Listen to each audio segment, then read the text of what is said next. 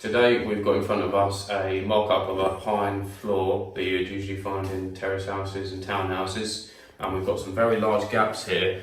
We've got some here, we've got some over here, and what these ones specifically are crowbar marks where someone's pulled the floor up in the past, so you'll get plumbers or electricians that need to get underneath there and they use a crowbar to pull this up.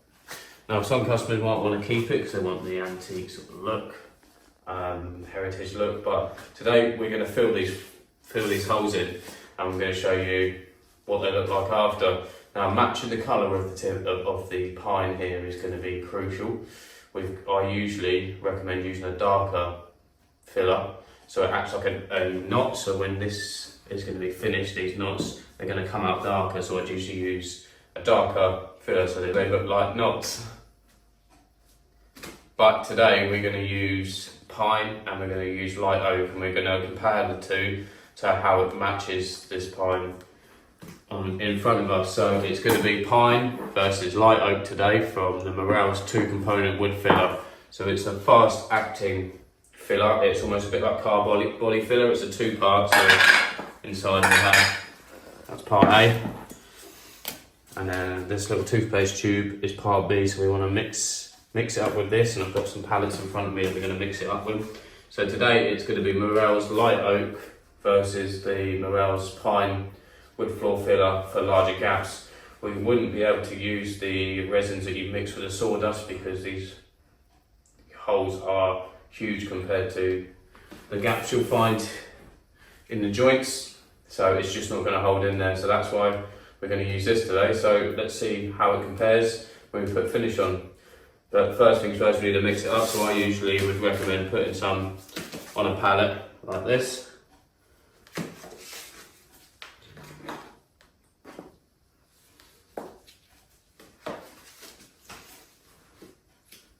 Getting our hardener. Put a little bit of my hardener in there. And you don't have long to work with this because once that hardener starts working its way in, it's going to start setting because it's a fast drying product. So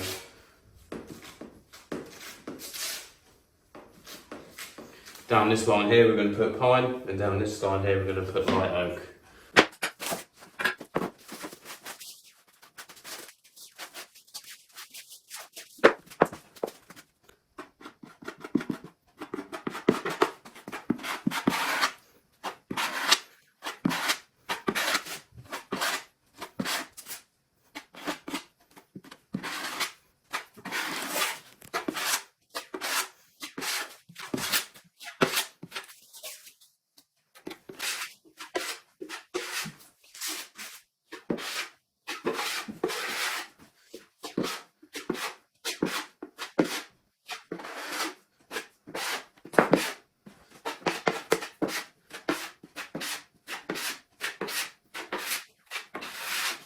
So this has already started going off because it's harder to work, so that's how quick drying this is.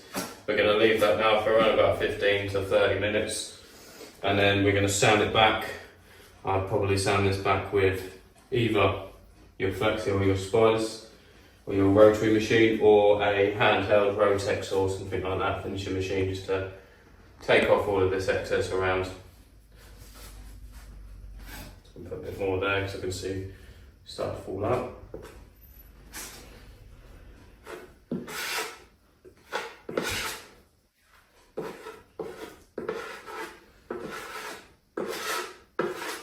So when you're applying this stuff, you don't have to have it so it's bang on straight on the top. You can leave a little dip because we're going to sand it off. So sometimes it's best just to leave a bit of a ridge on it because you can sand the excess off when it's dry. So we've now applied the pine 2-component filler in the gaps. I've also put a little bit in the joints because we're going to see how it reacts. I'm not sure how it's going to react, so we're going to find out. But the larger gaps have all been filled with the 2-component. Now we're going on to this run here, where we're going to put the light oak down so we can compare it.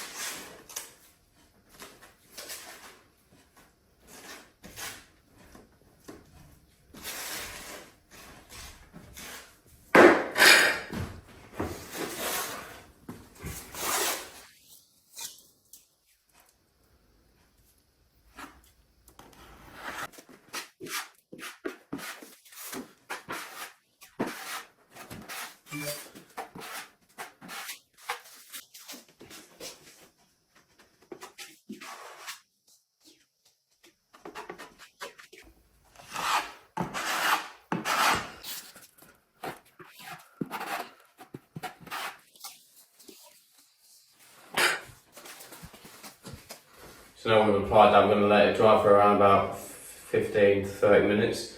But if we look at the pine floor, in the time that I've actually finished applying the light oak filler, if we look at the pine filler that we've applied, it's already started going off, so it's going to go a pale white, so don't panic when it goes that sort of colour.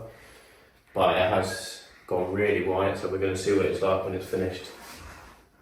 Just give it that another 10 minutes, that should be good to sand off.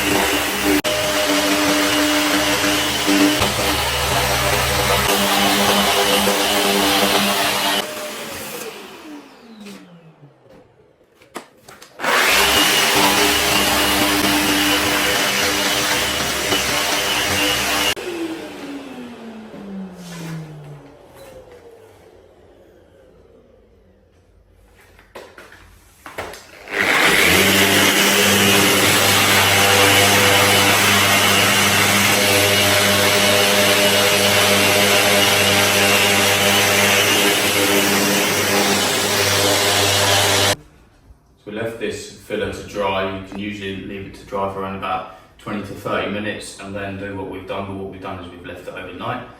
And I've just sanded off any of the peaks or any filler that's over the top or that's gone onto the boards. Now today we've used 80 grit from the Starker range, 150mm to fit the Vestal Rotex. The reason I've gone for aluminium oxide is because, as you can see from the pads we've used, it's inevitable to clog up, so we've gone for a cost-effective way to use the abrasives. Yes, we're going to go through abrasives, but it's a cost-effective way of doing it, because no matter what sort of abrasive you use on this type of filler, it's going to clog up. So we've gone for a cost-effective way of doing that. If you want to come closer and have a look at the floor, this is the sort of consistency you're going to be looking for. Yes, we have a few little cracks in here. So a second application is what I'd recommend if you have cracks, especially if you come down to this one here.